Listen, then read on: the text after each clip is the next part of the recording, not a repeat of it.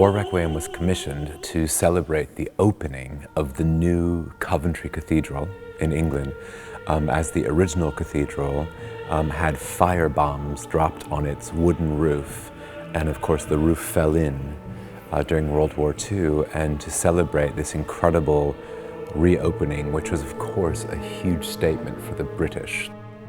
Importantly, to mark the event, Britain had lost many men from his own village.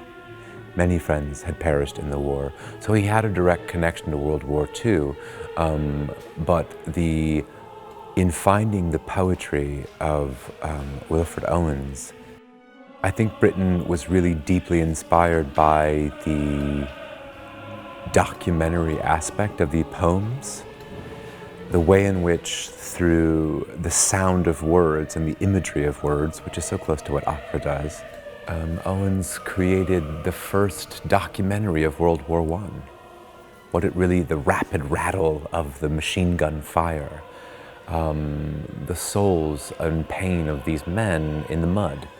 Tillman said, "We must confront the real face of war."